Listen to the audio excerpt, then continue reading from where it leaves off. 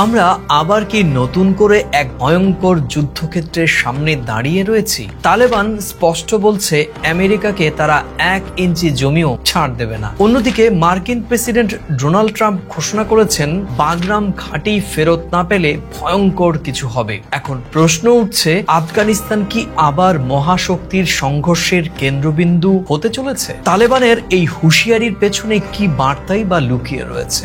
আর ভারত, যে দেশ আফগানিস্তানকে কোটি কোটি টাকার উন্নয়ন প্রকল্প করেছে, তাদের অবস্থাটাই বা কি হবে, বা তারাই কি সিদ্ধান্ত নেবেন? প্রিয় দর্শক, আপনারা দেখছেন প্রথম কলকাতা। প্রথম কলকাতায় আপনাদের সঙ্গে আমি সুব্রত আচার্য। চলুন আজকের বিশ্লেষণে আমরা জানবার চেষ্টা করব তালেবানের সঙ্গে নতুন করে মার্কিন যুক্তরাষ্ট্রের সংঘর্ষের কারণ কি। তাহলে চলুন বিশ্লেষণ শুরু করা যাক। এই বিশ্লেষণে প্রবেশ করার আগে অবশ্যই বলতে হবে, বছর 4 আগে মার্কিন যুক্তরাষ্ট্র যখন আফগানিস্তান ছাড়ে, ঠিক তখনই তারা ফেলে যায় বিপুল অস্ত্র, গোলাবারুদ আর সবচেয়ে বড় সম্পদ বাগরাম এয়ারবেস।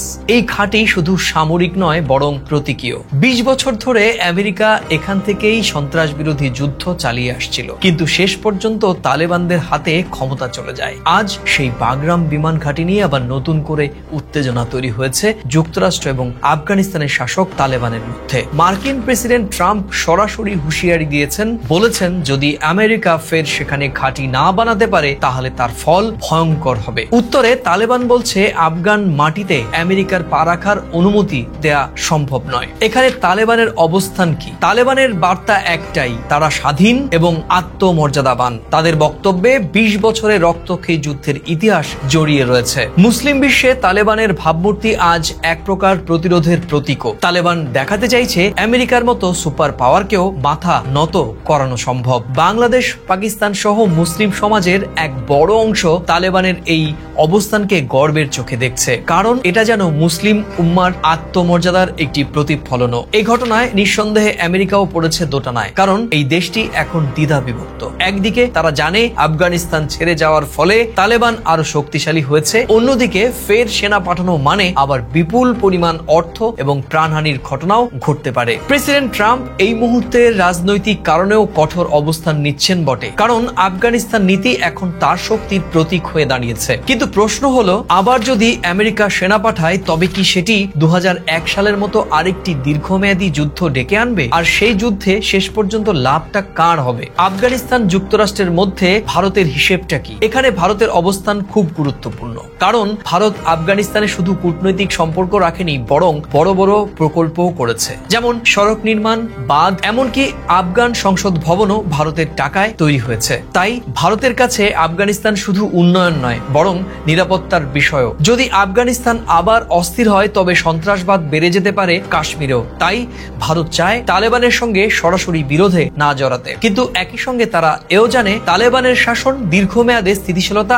আনবে কিনা তা নিয়েও সন্দেহ রয়েছে। বর্তমান এই পরিস্থিতিতে আঞ্চলিক শক্তিগুলোর ভূমিকাই বাকি। আফগানিস্তানের মাটিকে শুধু আমেরিকা তালেবানের লড়াই হিসেবে দেখা যাবে না, বরং এখানে জড়িয়ে রয়েছে পাকিস্তান, চীন এবং রাশিয়ার কৌশলগত অবস্থানও। পাকিস্তান তালেবানের সঙ্গে ঐতিহাসিক মিত্র হলেও এখন অর্থনৈতিক চাপে দ্বিধায় রয়েছে পাকিস্তান। চীন আফগানিস্তানকে বেল্ট অ্যান্ড রোড প্রকল্পে টানতে চাইছে। রাশিয়া আফগানিস্তানে আমেরিকার প্রত্যাবর্তন ঠেকাতে চায়। তাই দেখা যাচ্ছে আফগানিস্তান আরো এক বড় গ্লোবাল খেলায় ব্যবহৃত হচ্ছে। এক্ষেত্রে আফগানিস্তানের জনগণ কি চাইছেন এটা বলার অপেক্ষা রাখে না, সবচেয়ে বেশি ভুগছেন আফগানিস্তানের জনগণই। একদিকে তালেবান শাসনের কড়াকড়ি, অন্যদিকে বিদেশি হস্তক্ষেপের আতঙ্ক। মেয়েদের শিক্ষা, নারীর অধিকার, গণতন্ত্র এসব বিষয়ে আন্তর্জাতিক মহলে আলোচিত হলেও আফগানিস্তানের মূল চিন্তা হলো বেঁচে থাকা। যদি ফের যুদ্ধ শুরু হয় তবে সাধারণ মানুষকেই সবচেয়ে বেশি মাসুল গুনতে হবে। আফগানিস্তানের অতীত এবং বর্তমান থেকে কি শিক্ষা পাওয়া যাচ্ছে?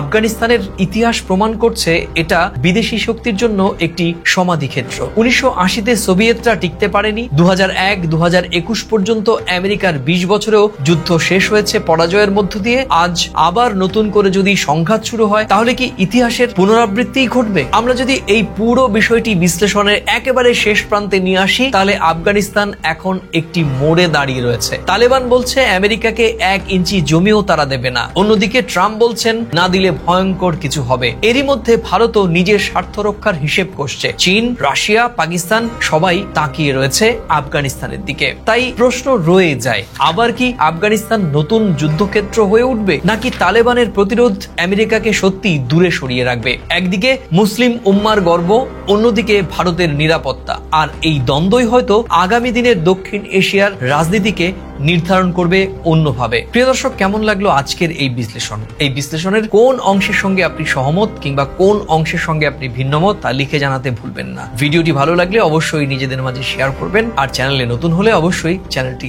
সাবস্ক্রাইব করবেন। তাহলে আজ এ পর্যন্তই, আবার দেখা হবে প্রাসঙ্গিক কোনো বিষয় নিয়ে। ততক্ষণ ভালো থাকুন, সুস্থ থাকুন, সকলে নিরাপদে থাকুন। নমস্কার।